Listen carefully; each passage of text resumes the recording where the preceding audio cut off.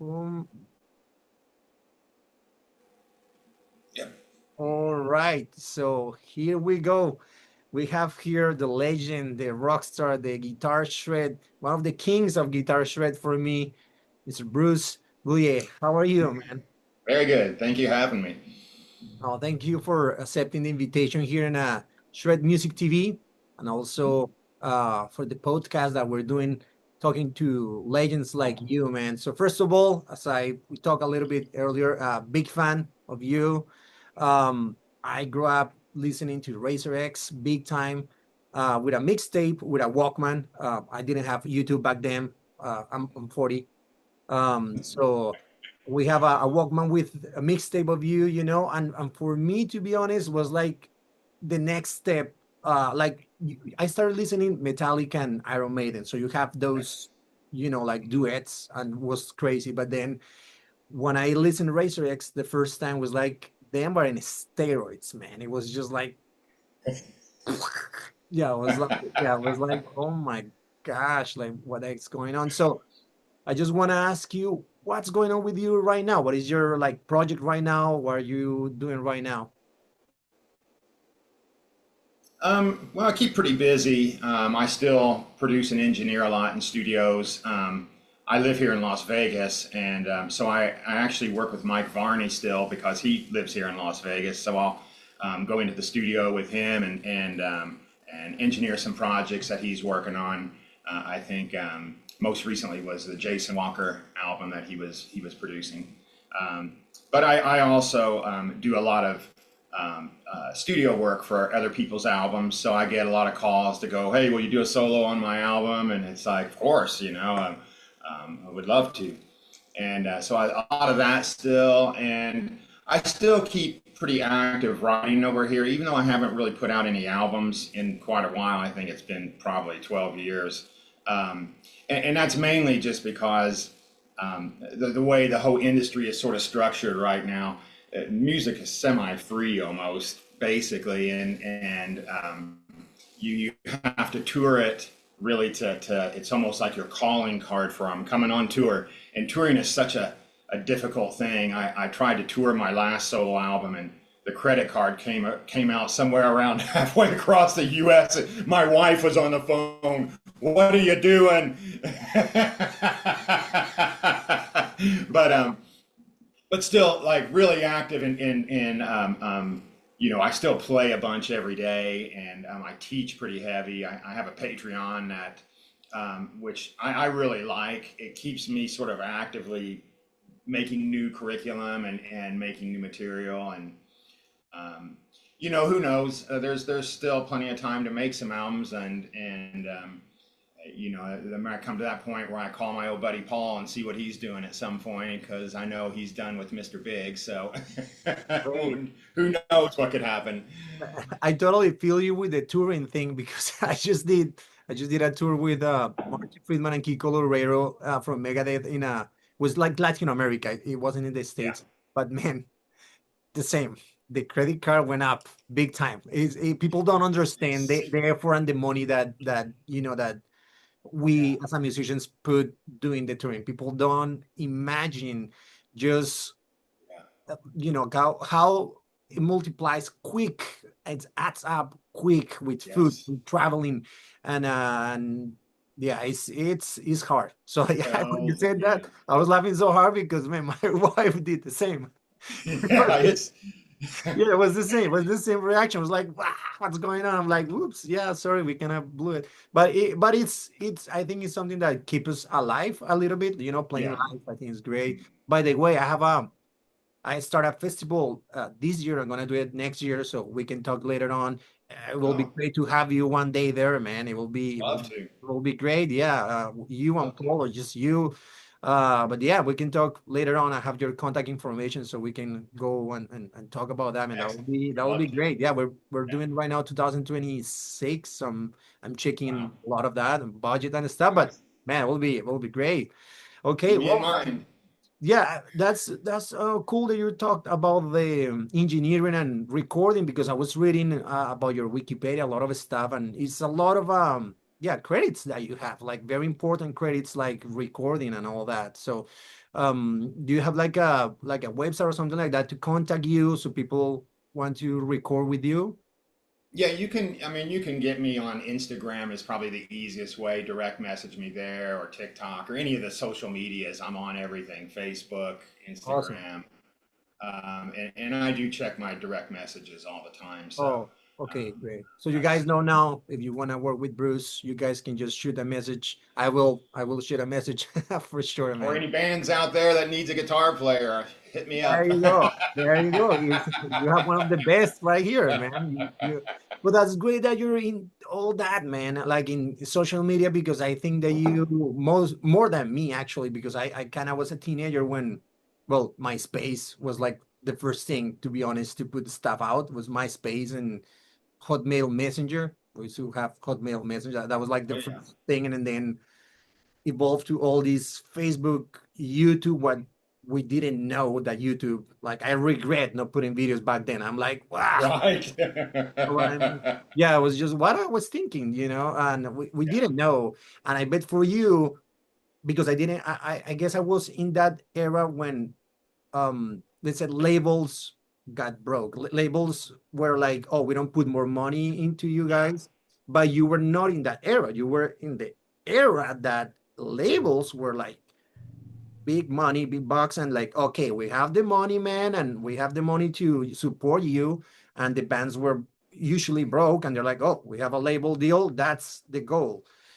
So tell us about that, like that evolution, like you in the 80s, full blast LA scene, looking for a label, all these now to transition to social media.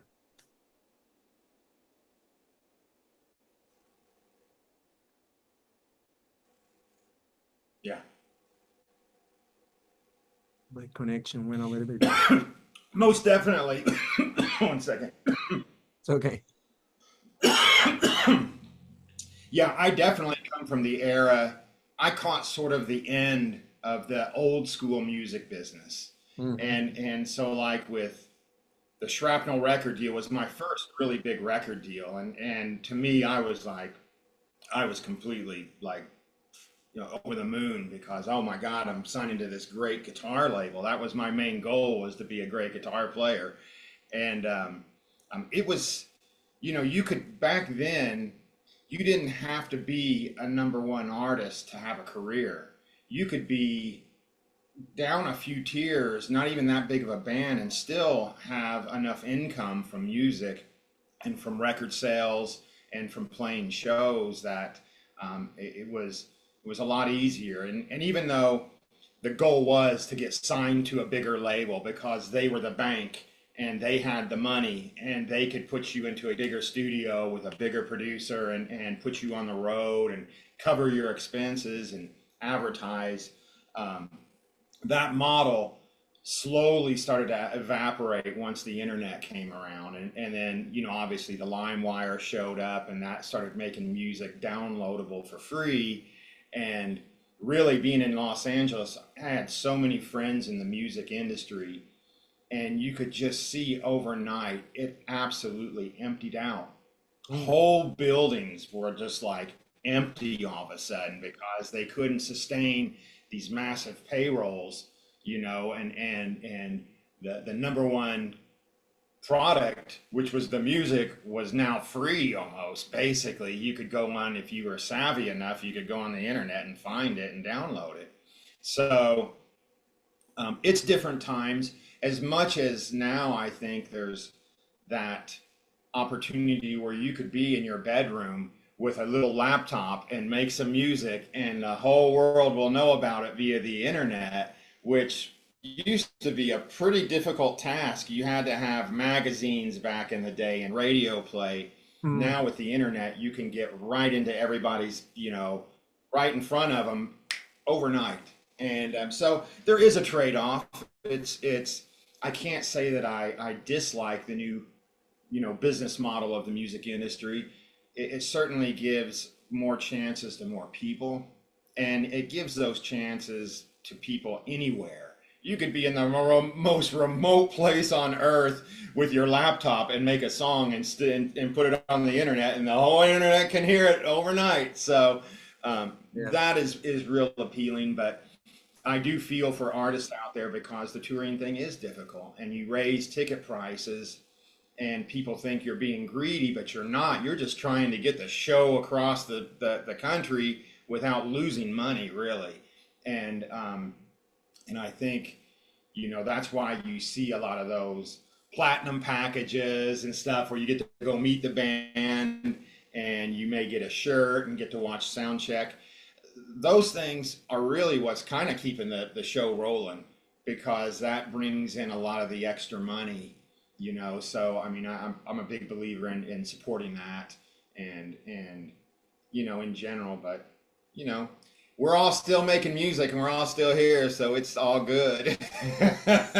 Yeah, more you that again you were in that era of like touring LA, full blast, slam, full like you're seeing all these bands um all of a sudden from the club from an arena because they got huge because the label or the touring. And also like talking about the touring again, I remember I think it was Rob Zombie. He was like, okay, I did a tour and it cost me $1 million. Let's say I sold tickets, $1 million. Okay. You'll say, oh, great, you make $1 million. Yeah, but it cost me 1.5 million the tour. So I Yeah. lost 500,000. So people don't understand. People don't understand that. Yeah. And right now I think that the people that really, really love it go to the shows now. I think everyone is too much in the streaming and it's different. Um, It is. I just If I, you look at videos, if you watch videos from maybe the 90s, and it's pre-cell phone, and people are still there just in the moment to see a show. It's not with your phone recording the show the whole time and look at me, I'm at this concert, blah blah blah. You were just there in the moment, and that was probably one of the coolest things about the time I landed in LA, probably 1985. And LA was just on fire as far as like oof, the I bet. music scene. There was just tons of people, everybody going to LA. And so when you would go out on a Friday night to like Sunset Strip, where you had Gazzari's and the Roxy and the Whiskey and Troubadour and all that stuff in that area, there were thousands of people there.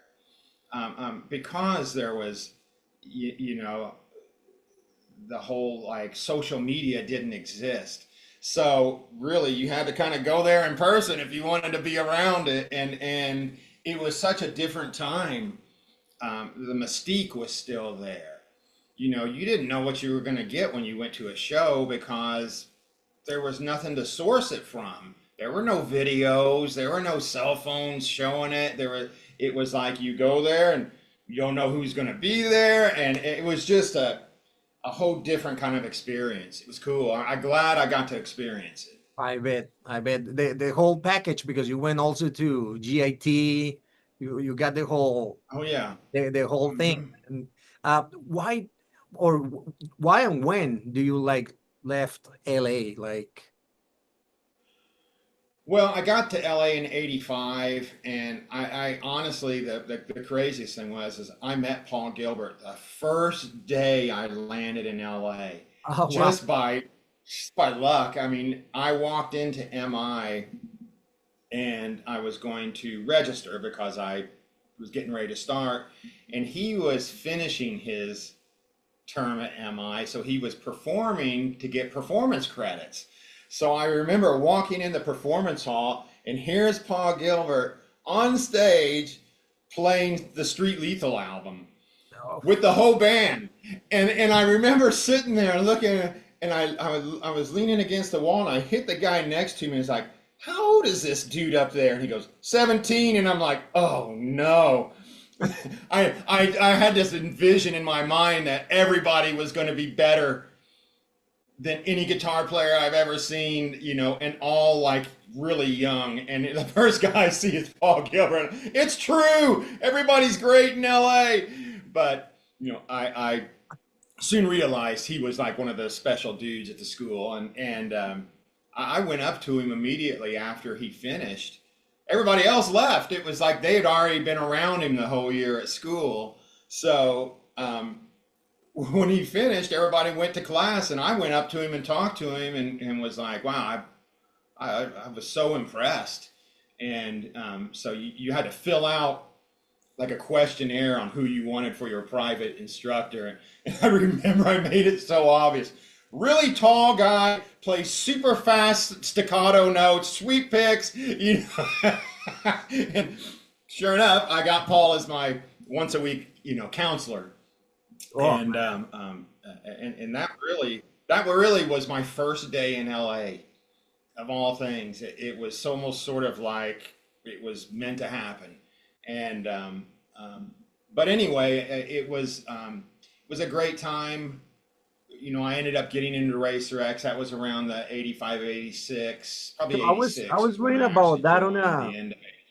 doing like Wikipedia, read more about you that I read about you actually before, but just some people change information because it's like a true or false in Wikipedia, but it says almost the same that you just said. Yeah, it says that, and that you saw it, and also it says that you start guitar playing because you saw Judas Priest and Kiss.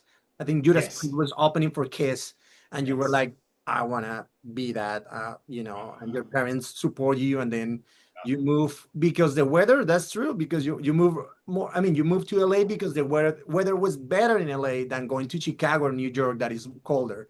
Or that's not true. Nah, it was more honestly, my mom and dad sort of gave me that talk, like, what are you gonna do with your life, at 18. And it was like, well, I remember I was looking through Guitar Player magazine, and I saw the ad for GIT, and I was like, wow, that's pretty cool. And I asked them, it's like, well, what if I go to school in Hollywood, to this guitar school? It's only 1 year.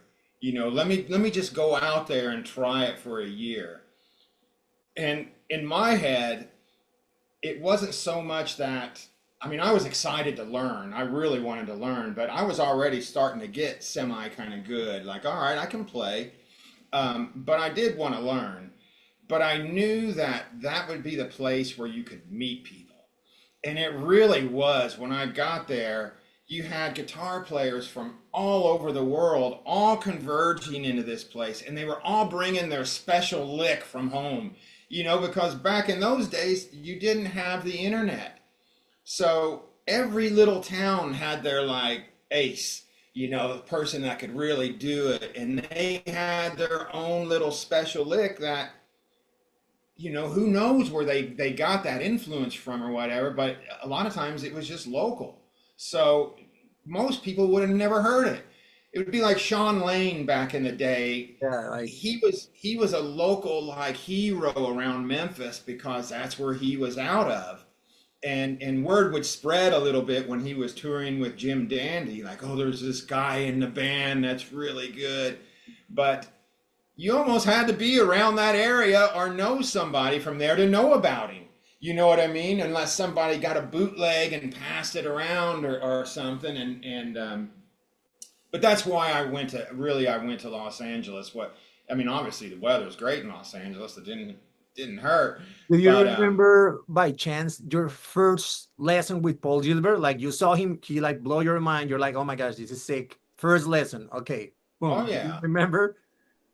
yeah. Paul was always super nice. Still is. Yeah. He's just And he such a looks like nice a guy. great instructor, no? He looks like a really good instructor. Like, He is. because He makes no a lot of sense. everybody has that. That's a special Mhm. skill for me to teach like that. Yes. And you can tell that he has that for sure. Yes. Um, he picked out the things, and I think this is semi part of the reason why I probably got he asked me to join in was he picked out the things that like I think were my strengths. Like I had good vibrato and good bending skills. So immediately, like that's something that makes you sound professional if you have a good vibrato and a good bend Yeah. um, and I think he had already been exposed to enough people trying to play fast all the time. It's nice to hear somebody come in and give like a good bend and with some vibrato. So he really kind of picked that out right away. Like, oh wow, you got good vibrato and your bending's really good. And he proceeded to show me the Demiola picking lick, da da da da da da da da da da da da da da, you know, and that kept me busy for a few weeks. But in general, and here is another thing. This is sort of a life lesson, really, and I tell this to a lot of the people I give lessons to, and people that are asking like about being professionals. I was his last person of the day on like Friday, I think it was, or Thursday, and his apartment was by my apartment. So I would walk with him back to our apartments when we got done. So, and you know, there's something to be said about being able to make friends and having a personality that people gel with, because in general, people want to be around people that they get along with and that they you know, have fun with. And you know, I constantly say that I probably got the audition more from just hanging out with him a lot and becoming a friend. You know what I mean? Yeah. Than necessarily blowing his mind with my guitar skills. No, but I mean, I think you have. It was both, man. You're a sick player. Like, yeah, it's not. Well, there was. Yeah, I like that you're humble. There was. To be honest, I mean, you're pretty sick, man. You're up there, man. It's like the mortals. That's how they might. You're like humans here, and then you have these, boom, other level, and that's where you are there. Paul Gilbert, Sean Lane, like all those guys are there, you know. So yeah, you're up there, man. Well, thank you, I appreciate that.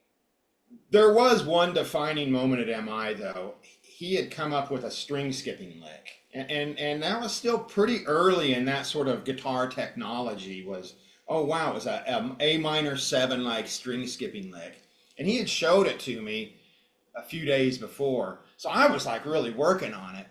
And he saw me walking through the hallway as he was doing an open counseling. I kind of looked in, and his rooms were always packed too, just like hot and humid. It was, you know, full of people. And he goes, "Hey, come in real quick. Do that string skipping lick." So I put into the amp, and I started playing a lick, and he started harmonizing it. And all of a sudden, I mean, it was just perfect too. Like I couldn't have played it any better at that time. It was perfect. And everybody in the room was just like, oh, wow. Like it really immediately sounded like something. And it wasn't too long after that I got the call like, "Hey man, you know, I'm thinking about adding another guitar player." and I'm like, "Oh." And then he hands me Street Lethal and says, "Learn this and then we'll get together." And I was like, "Oh, I ain't never getting this gig." But once again, he was such an understanding person. Parts I couldn't figure out, he would always be like, "Oh, that's hard to hear. Here's how it really goes." You know, so he was really cool about it. But yeah, right away the harmony thing did sound pretty good.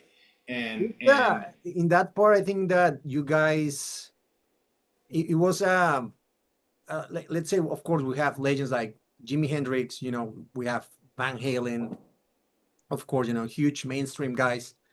Then you guys came with that, and that was something that also bring the guitar to another level. Even now, you hear to all those, how they call djent, and new guys playing guitar and all that. yeah. How they harmonize is you guys. You know, I mean, that's totally, well, back then you and Cacophony, those two were like the ones that brought that to like, you know, to another level again, like Metallica and Iron Maiden in steroids, man, like big time, you know.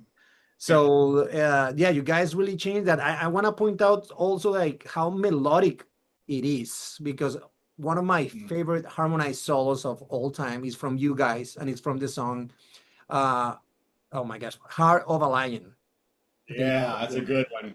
That one is just so melodic, has the shred thing, the fancy, you know, playing, let's put it that way, but also is so melodic, man. So it's like, it's always a song that I think I was listening even before I was going to interview you. I think I was listening like at the gym, like I do bike rides and stuff, and I put it like in loop for an hour, man. Like, I don't know, like a month ago. I remember it's such a nice melodic solo, man, for both guitar players. And, I wish I Nice. can see that live. Maybe one day you guys can do that again. That will be great. But yeah, one of my favorite. That's something that I want to point out is that the melodic part too, because it's not only like the, let's say, fancy playing, as I said, or like the speed picking or all that. You guys also were very like musical, Mm. so that Yeah. was great. Yeah. I remember when we were cutting that, we didn't have a lot of the solos worked out for the album, Oh, and everything was moving pretty quick. And we were up at Katati above San Francisco with Mike Varney. That's where he cut all the Shrapnel records. And I distinctly remember the budget was pretty tight, so I think we cut and recorded and mixed the whole album in just a handful of days, like 4 days or something like that. It was really quick, oh, and we and were also you record back then with the analog, right? Like how you cut those, like when you punch lines, when you messed up doing those solos and have to do it again. oh yeah, there was no Pro Tools. It was all tape back Yeah, then. that's So oof, no man, computer. So it had to be, I mean, literally, um, perfect, I guess. pretty much. I mean, Scott Travis was really a gift to the band because he had such good meter. Like, I don't think a lot of those songs were cut with a click track even. Like, only ones I think that had click tracks might have been like Sunlit Nights, where it's a long ballad without drums in the beginning, so you need something to keep time. Um, but I do remember Paul and I getting up in the mornings and working the solos out, before we would go in and do them. And it was a real interesting for me to make that album. It was so interesting. I learned a lot of things. We had one guitar rig. We just had one rig, and we brought two guitars up with us. And a lot of times, Paul and I would sit pretty much like right next to each other in the studio, and he would play a part and then just hand me the guitar, and I would play the on the same rig and everything. And that's where I really started to hear the difference between the hand. His hand sounded different than my hand on the same rig. And tone wise, it was obviously the playing was different, but the tone was different. And he had a brighter, more staccato-y tone, and I had a slightly fatter, slightly looser tone, if you want to call it Like that. a personality, no? It's like a soul personality thing that we guitar players Yeah, understand what we hear. Some people will say like, that's the same. Like, no, it's not. It's not the same, yeah. buddy. It's not the same. And I know there's all these arguments about tone woods and pickups and amps and all this, and that's all legit. But I can tell you for a fact, it was the same rig and same guitar and everything, and we Do were you just handing remember? it back and Do you forth. remember which guitar was and which amp was? Do you remember? Yeah, we had two older Marshall, like 70s Marshalls, and they were modded by Metaltronics, Lee Jackson. And we used a Boss stereo chorus pedal, not on, but just to split the guitar into two channels. Mm-hmm. And then we used two Marshall 412s, and we had one old Wilshire, like old one of his early, the pink one. It might have been the Oh, Telly Savalas guitar or something like that. It was one of the older Wilshires, and then we had a Wilshire copy made by um, what's his name, who started Wayne Charvel.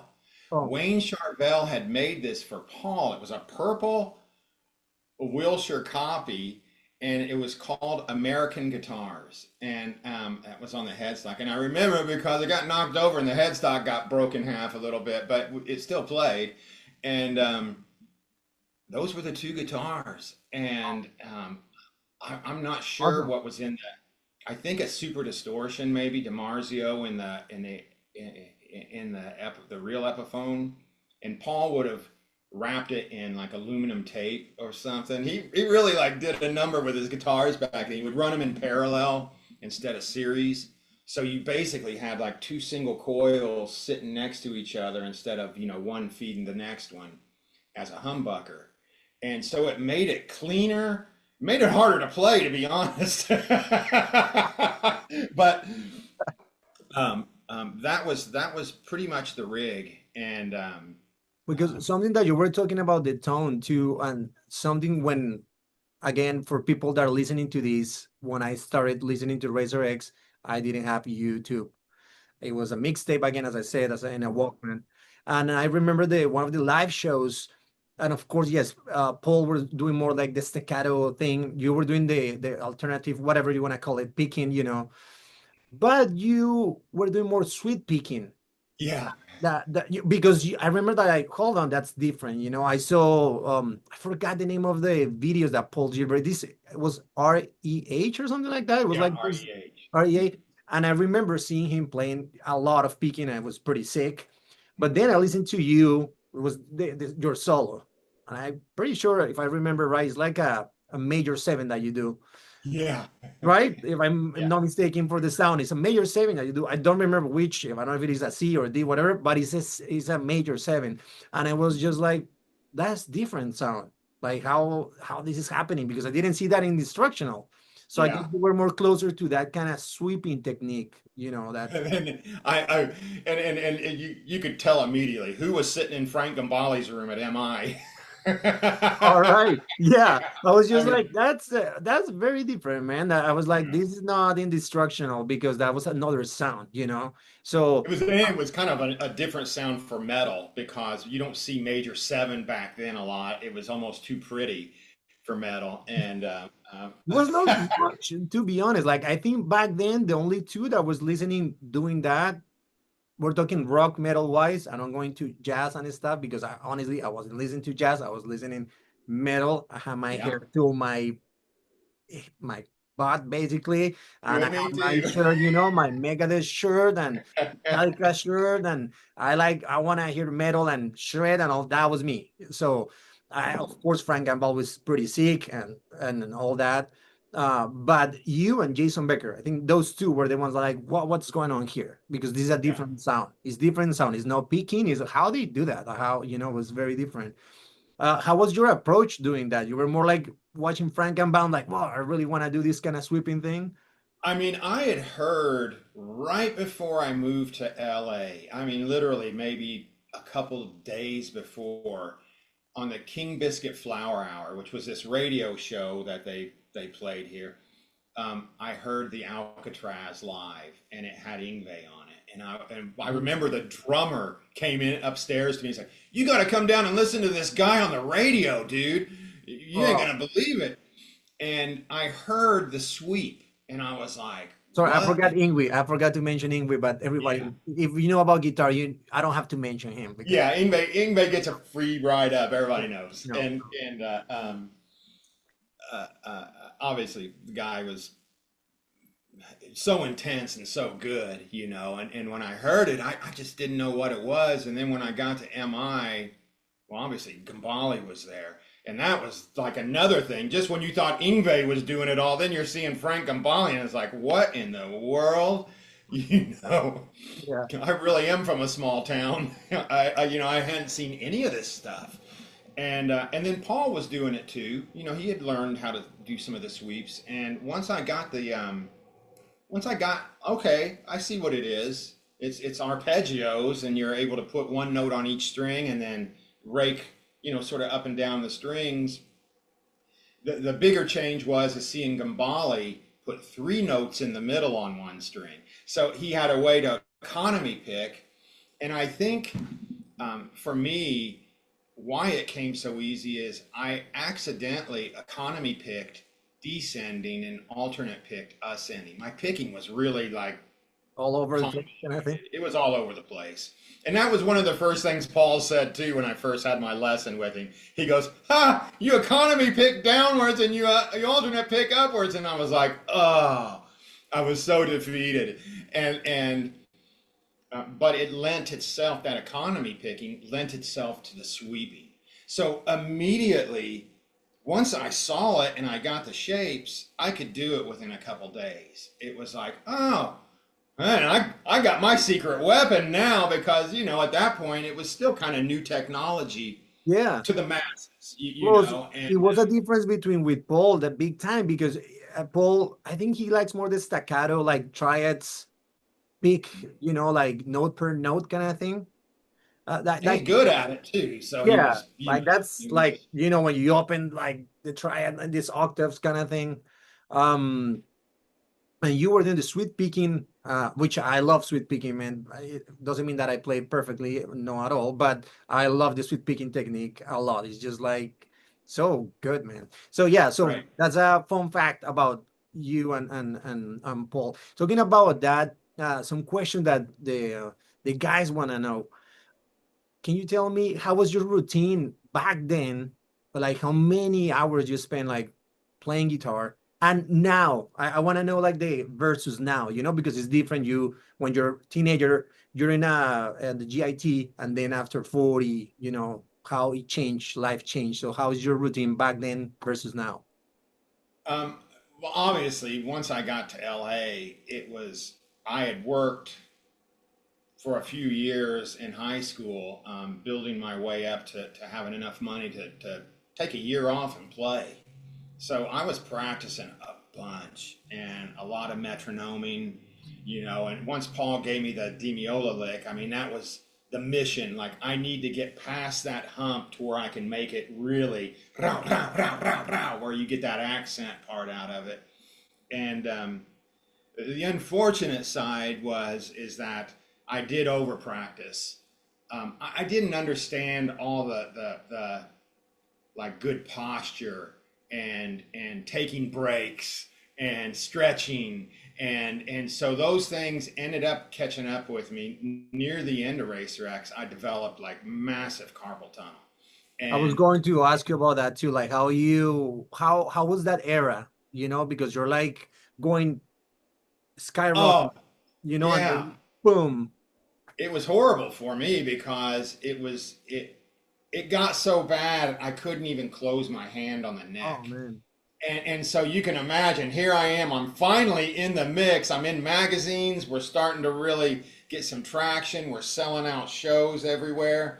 And, at the end of Racer X, I actually missed a few shows where I had to fly back to like have it looked at a hand surgeon. And, in the 80s, it really wasn't that sophisticated with hand surgery. They sort of said, well, if it really works out good, in best case scenario, you could have 75%. And I'm Wow. like, ugh, what if it doesn't work out good? I'm left with Captain Hook, and um, so I didn't do it. And it finally got to the point by, I think at 27 or, well, no, probably closer to 30 almost, I stopped playing for about 8 years, about Wow. 6 to 8 years. So And that was when like that's one of the reasons that you didn't get back with Razor X when they did that boom. That was when they kind of like got back to do the Snowball of Doom at the yeah. whiskey and all that, I couldn't play those songs. Ah, sucks. But interesting enough, while they were doing that, I had formed a new band and was just starting to play again. And I did an open tuning and used one finger to play the songs. So Wow. I didn't have to do all of this. I could just kind of do this, and it was more rhythm based. And it ended up getting the biggest record deal I ever had. And we ended up touring. It was a band called Epidemic, and Okay. we ended up touring and doing pro shows. It was a lot of fun, but that actually led to finding a book called Myrotherapy. And I thought it was some really new age stuff, like this ain't gonna work. You know what I mean? But I followed it, and really it's just pressure point where Okay. you cut off the blood supply and hold it, and then you find the spots, and it works. Wow. It got me to where I could start doing this again. So I bought a little mini guitar to start with, so I didn't have to do big spreads, and I started getting conditioned. And then within about a year, I was able to, about a year and a half. is when Paul called me and said, "Hey man, I heard you're playing again." And that's when he invited me to go tour Japan and do the G3. And Yeah, I'm like, I I was mean, going to ask you that. That's a good return, man. That's a good comeback. That's great. well, I was hanging on for dear life too because it was I hadn't played for 8 years and 8 prime years too, like 29 through 30, 36 or 37. Those are prime playing years Yeah. and learning years too. Because you're going back to play technical, difficult, precise stuff in a Yeah, concert that you go, and 99.9% of people that are there play guitar and really good. yeah, It's kind of yeah, like, so you go and you play these concerts and you're like, I cannot mess it up. It has to yeah. be perfect. Like psychological is very like, it's Of very course, pressure, man, in those kind of concerts, man. it It's a lot was. of like, you better play perfect because you have to kind of, people Yeah. expect that. So, And and I'm with Paul. And the last thing I ever wanted to do was let him down on stage yeah. because it's a tandem. You know what I mean? If I sound bad, it ain't making him look good. And so it's like, I did take it pretty serious, and it was a bit of pressure, but um, I did get through it, and it came out pretty good. I mean, obviously that's been a long time ago now. It's 2017 or 2007. No, So almost years. 20, yeah, it's Yeah, getting but up there. So you're fine. I mean, you're fine. Let's say you take care of it and you can still playing and it's all good. yeah, I can play better now than I ever have. And Oh, and great. um, and I can play for fairly long amounts of time without any problems. I mean, obviously, if I'm sitting in a room improvising and giving it my all, the next day I'll definitely feel like, yeah, I definitely played for about 3 hours yesterday at full steam. But I think just having good diet and good posture and then stretching and when things start to hurt, give it a rest. Which was the thing I didn't do back in the Racer X days. Was I was so fanatical, I didn't think that could happen. I did never occurred to me that my hand would get injured, by practicing, and it did.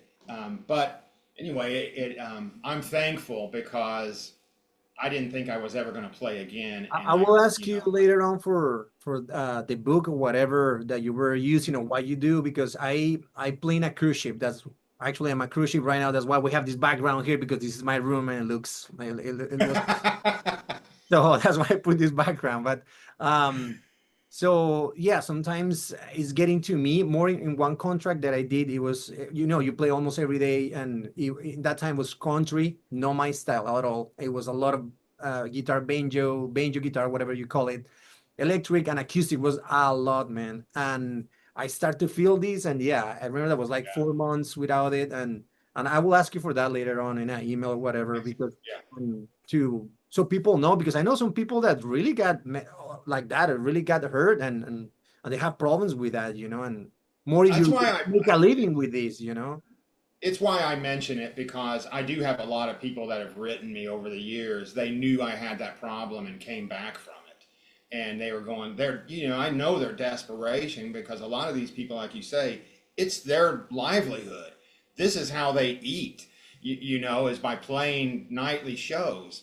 And I know the desperation when it starts to hurt and you can't play anymore. And so I'm glad to pass on the info. It's like, look, this worked for me. It didn't work overnight, but over about a 3 month stretch is when I started to notice, like, I can play again.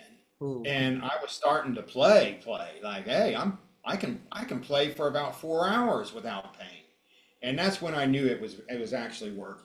And yeah, Um, I will write you for sure about that. I really yeah, appreciate it. definitely. You can give me the info. I have another question for you here that the guys from Shred Music TV want to know. And it was if it is true or false, because I tried to research this. It was an album that it never, let's say you never released it with Razor X without Paul Gilbert, 12 songs.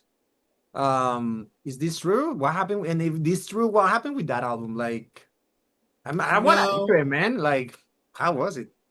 it's Um, there's no album like that exists, but at the near the end of Racer X, sort of the lead up to where it finally just disbanded, um, we were going into some decent studios like the Record Plant Right. and with some producers, and we had recorded, I think, the song Poison Eyes and the song Give It to Me and Set the World on Fire. There was a handful of songs that we professionally like were cutting to, like, all right, this could be a next album. But that was the last remnants that of that era that was really, and I don't even know where those recordings are. They're in the vault somewhere at the record plant, Oh, just sitting there. I don't even know if we have any rough mixes that ever escaped. That anybody has. Maybe I don't have them. But at the time, what was interesting, right before we disbanded, we were working on a new album, and I had had some riffs in. Like, one of the riffs actually ended up being a song called "I Don't Care" on the Scream album later on, right. and it was a heavier riff, and so that was some of the stuff we were working on. Paul had a few riffs, and like, once it disbanded, like I said, that this riff went to the Scream, this went to Mr. Big. Things dispersed because we moved on to other projects, but um, no, there's not a secret album or anything like Okay. that left. That's just me. I did do a couple shows once Paul ended up I saw a going video, on with Mr. actually. Big. I We saw a video, like a decent video. I don't know who recorded it. I don't remember. I remember that was you with the new guitar player. You were playing this an uh-huh. instrumental song. I remember that I saw that. I was like, wow, that's not Paul Gilbert. That's another guy. I remember, but it was pretty good. It was kind No, of yeah, we tried a few people. Nothing really worked. I mean, really, Paul was Racer X, to be honest. I mean, that was his baby, um, and the whole thing about it was Paul was such a prolific writer that his signature is the Racer X sound, and we had a couple shows we had to do just to fulfill, like, contracts or whatever, and we went and did them. And obviously, we all, that's how we were making our money too. But I didn't feel comfortable at all being up there by myself doing those shows. It was like I had to do it. Um, but in the same sentence, I missed having Paul up there too, because that was really the friend too, attraction. no? Is that kind of um, some people that they don't have bands and they're listening to this? Sometimes it's like a relationship, like let's put it like as a I mean, girlfriend, wife, whatever. But it's that relationship that you have with someone, and Yeah, it's very deep when it's a friend's band. It's different, I yeah, think, when it's like a musician they're hired, it's a project, and yeah, it's cool, and yeah, maybe the project is successful and you make money, good. But when you become friends and you split up the band, it's like a breakup. yeah. It's really like, It is. It you hurt. know? It hurt. And Yeah, for yeah. us, it was even more interesting because we split up at the peak.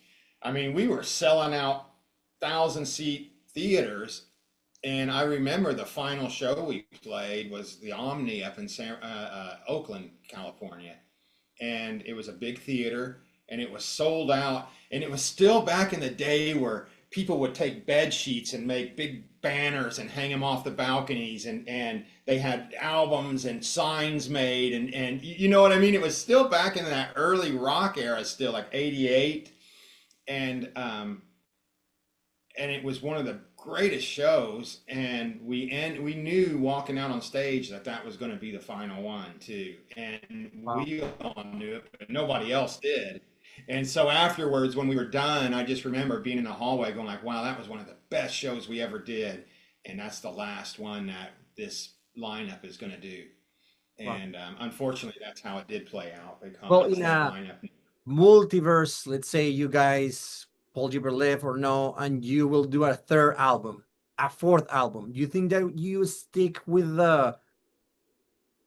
foundation, Racer X foundation, or you think that you guys will move more towards we need to be more like Poison, we need to be more like I don't know, Nirvana, because times were changing.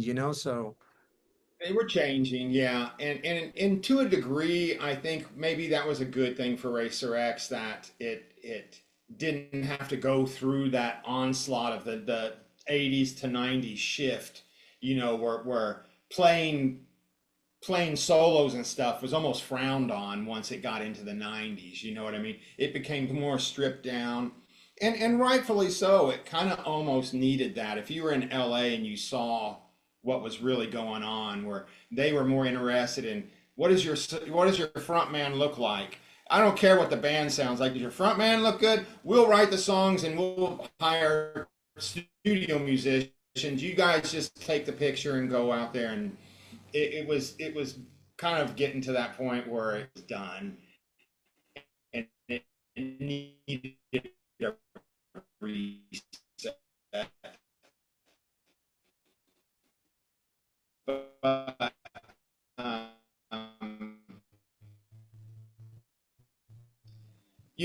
it's that same path regardless. He sort of lives by his own, he does his own thing, and if people doesn't like it, I don't think he really cares about that, and certainly I was hearing a lot of the new stuff, and was I was excited about new bands coming out. I really don't. If we would have continued on, I hard to say. all right. I always have people say like, "Well, too bad you guys didn't like turn into a thrash metal band because you guys had all the players to do it, And really, I always think about that. It would have been wild if we would have leaned more toward like a really heavy thrash sound, where, more into that, Exodus, Metallica, Megadeth sort of camp.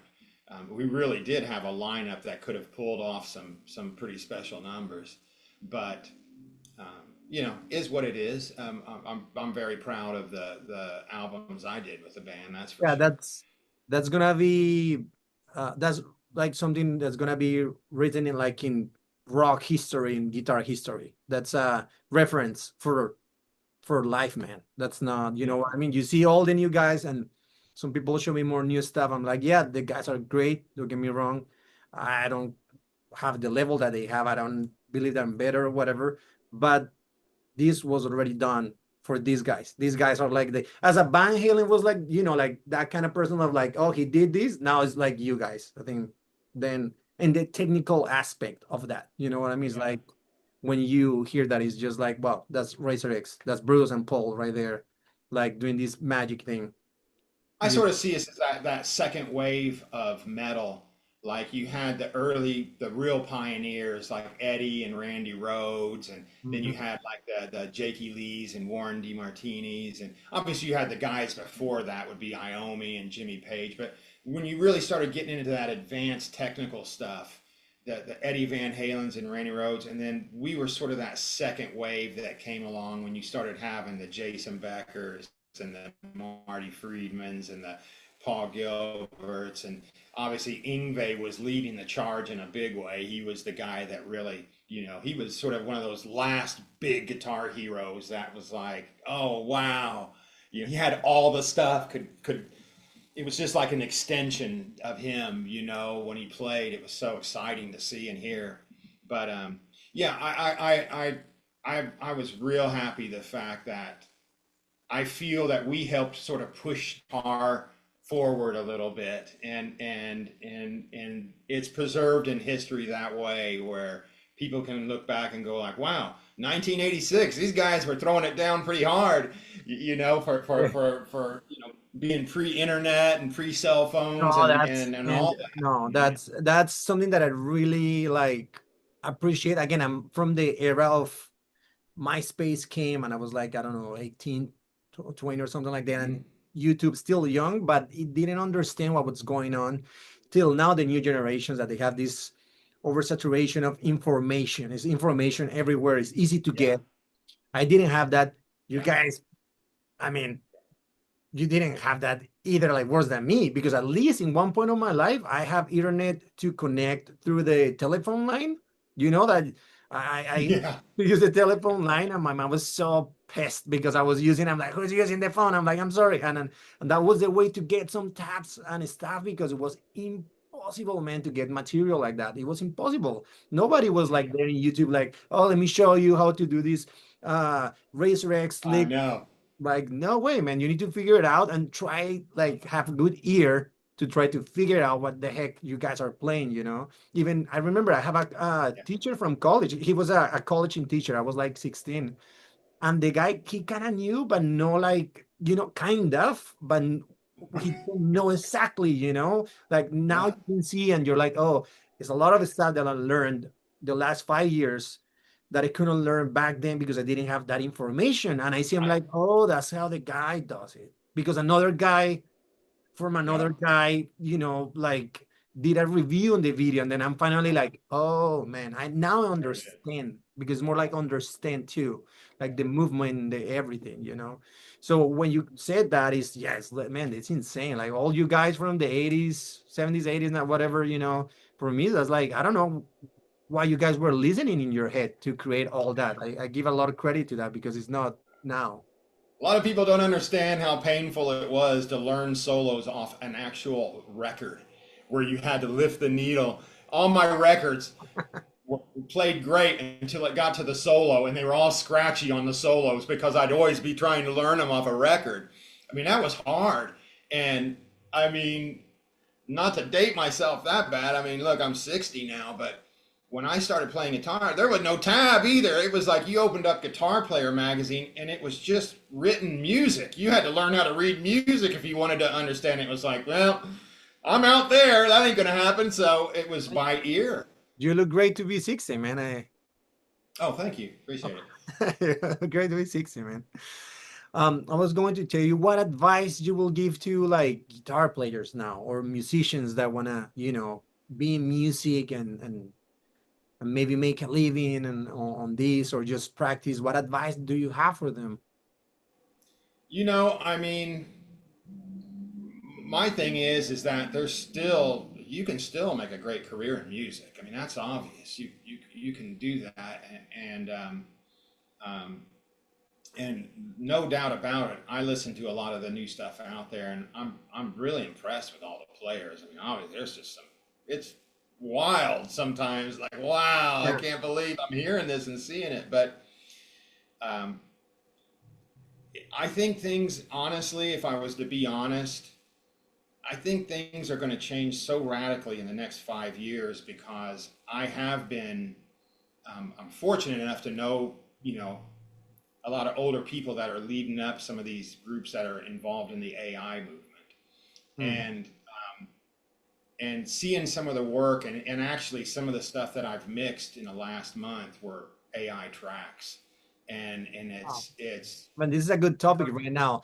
Sometimes I don't talk about this with people because they get really touchy. it's very, yeah, Yeah. very touchy. So I'm really careful with that because I don't want to offend anyone, and everyone right now has their own opinions. But that's great that you're talking about this, man. So please give him I, your I your definitely want to full mention, opinion on this, man. Yeah.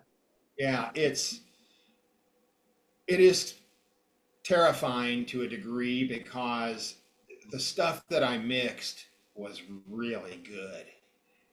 Not just good, but really good. And even though some of the tracks, like I got hired on the mix, but I also played on some of them because they wanted to integrate some human feel into the actual AI track. Um, Even the guitar solos were good. Like the AI had good vibrato and good bending, and I was like, "You No got to be way. kidding me!" Yeah, That's the and that's the part that it's I'm more worried about because the the shredding part, the the scales, all that, okay. But if they can be melodic and have that emotion part, that's terrifying. Yeah, that's very like. that's the terrifying part. It is scary, and it was like that with the vocals too. Hmm. Um, you know, um, I mean, I got one on my desktop right here that I don't know. Probably shouldn't put this on record, but anyway, you can hear this is There's a face that's lost its light. And that's a robot singing. Fears weighing down sleepless night. Every step I take is shadowed by regret. The life I should have lived is a dream I can't forget. If I keep hiding away, I'll never see it coming. Lost in the shadows of the chances that would go. Anyway, you get the idea. No, that sounds great. I think that if the audience allowed them to accept that, like, because some people is like, oh, that's I don't like it, you know. But if the audience, the masses are like, I believe in AI artists, we're kind of screwed. Just Well, the I'm just problem saying. is that I can still hear that it's AI. I can hear in the vocals when I'm mixing it that or else you just overusing the auto tune. Yeah. But um, in another year, you won't be able to tell. Oof. And there's all these other things that are coming that career wise, I think um, people should be aware of, like AI mixers. Like I mix. So I've made pretty decent money mixing songs for people over the years, and I don't think that job will exist coming up. You'll be able to put your tracks into AI and pick the mixer that you like it to sound like. Oh, I think I would like Chris Lord Alge to mix this, Oh my gosh. and I mean, AI. it sounds crazy, but you're right. I mean, It's you tell me true. this when I was in college and when I was 20, I will laugh at you and I will say you are crazy, man. I mean, I will see that like, I don't know, like in a Terminator movie, like, oh, how is like the planet Earth in the year 3000. I'm like, oh yeah, but yeah, if you go to the future, yes, you can do that. But I didn't know that was happening like that quick, you know? It's what's happening is that it's going to move quicker and quicker every year now, because the power of computing is moving quicker and getting more powerful. And I don't know how far. I tend to believe that probably in projects that we're not privy to know about, that it's already probably hit a level where it's surpassing the human. But you have to think that college degrees, even right now, like I don't think, I Mm. saw some predictions. I don't think that there'll be an attorney on the planet that will be able to beat AI in another like 3 years. It's going to affect a lot of elements, and I think that's something that people need to realize. Do I think there'll always be that. It might even make it more important to go see people play live then. So it might make those live shows even more important and more valuable to humans, because yeah, and I'm hoping for that too. I really am, um, because the AI will technically be able to go and it will consume every blues album in the world, and it will be able to play with feel. And that's the scary part, is that we won't be able to tell eventually. And couple that with, it'll copy any likeness and you won't even be able to tell the likeness. You could bring BB King back and you'll be able to see him play and sing new songs, Wow. and That's you won't be able that's kind of cool for me. Maybe yeah. some people's gonna see this, gonna hate me big time, but it's a lot of music that I like. Oh, what if Van Halen, did this, or what about I can do in AI the third Razor X album? Oh man, I will press enter, man. I will be like, boom. And you will be able to. And at a certain point, you'll be able to say, now show them back in 1988 playing this album, and you won't be able to tell the difference. It'll be us on stage playing that new record. And I don't know what kind of laws are going to be put into place. Obviously, it'll be like sort of like when hip hop started, or rap, and it was the Wild West. People were sampling anything. Hey, let's sample Van Halen.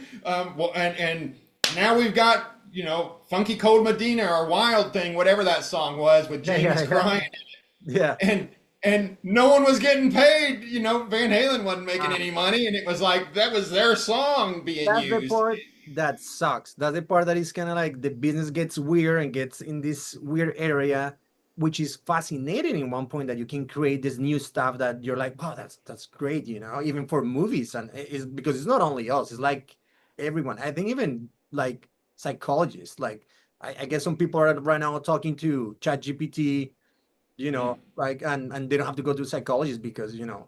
just like it's involving like a lot of people, and that's I think that the scary part of the money. That I know money is not everything and all that, but we need to pay the bills. That's something that people need to understand that. Yeah. It's it is a interesting time in history.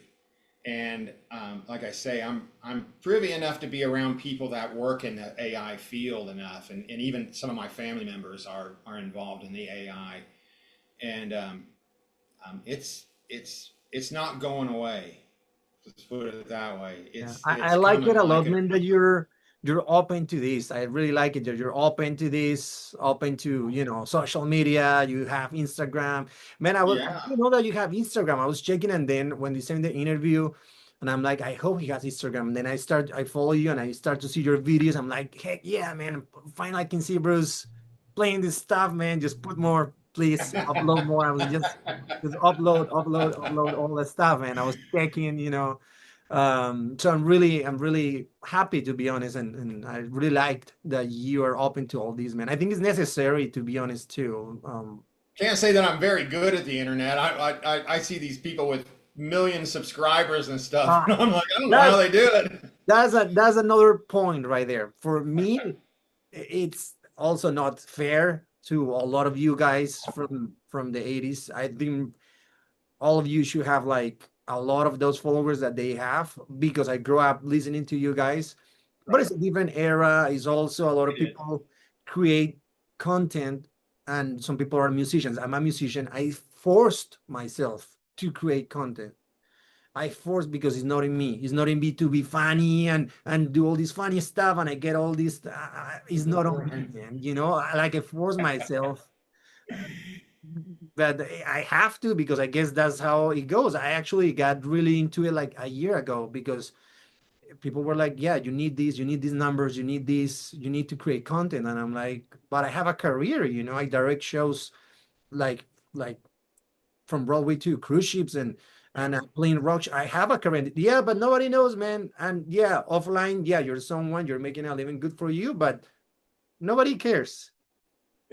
it's You know it's what? a weird thing, No, the internet. nobody cares, man. No, nobody cares. I don't care. Nobody cares. They cares like you're being, like content and engagement and whatever you Yeah, do. And I'm like, well, you're right. Yeah. yeah. It's taken me a while. I mean, I'm late to the game, like you said earlier. I was there when YouTube started. I had every chance in the world to like take advantage of it, but I didn't understand it yet.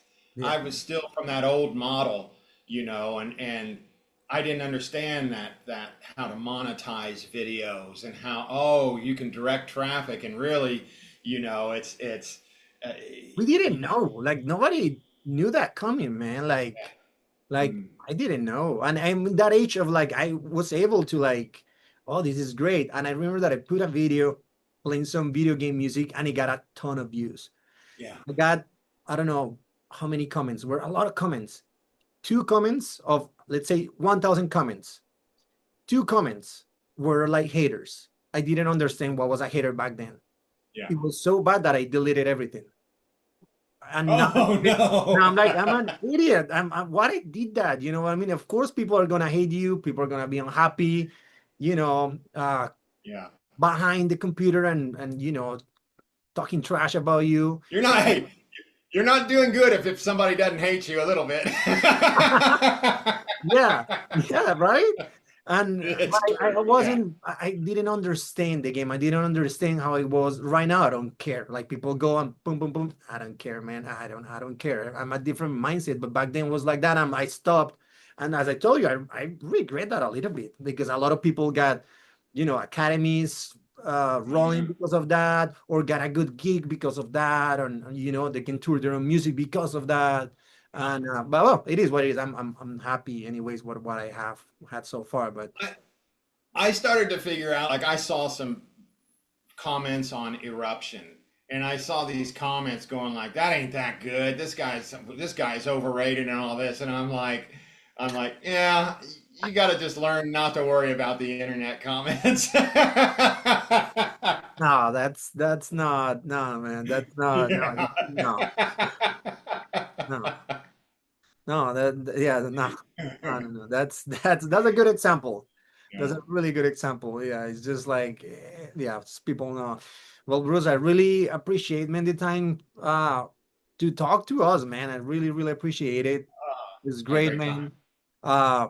Now I can tell it's a dream come true to meet you. To be honest, Well, such a thank you, fan, man. I man. appreciate that. Honestly, I cannot believe that I'm talking to you right now. When I was going to my Taekwondo lesson, taking the bus, and with my Walkman and repeating the same mixtape, man. I remember that was the full Second Life album. I remember that was that one, and I listened to that, man, so many times. I'm copycat you big times. I'm so sorry you listened to me one day and it's the same. I'm so sorry. I take it I'm Man, always I'm so flattered. sorry, man. I'm so sorry, man. But Okay. Yeah. I'm so sorry, man. I'm not going to say I'm in the limbo, the new style. No, I'm pure you guys, 80s, shred.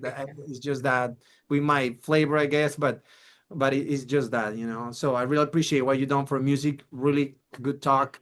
Hope to meet you Appreciate in Las Vegas one day, man. I hope it. to Yeah. jam with you one day, man. That will be great. And Awesome. and yeah, thank you for being here. I mean, so you want to say bye to the Shred Music TV? Oh yeah. Well, I just want to say thanks and for having me out here, and I sure appreciate it, and I'm always humbled by even the people mentioning the old days and the Racer X albums and all that.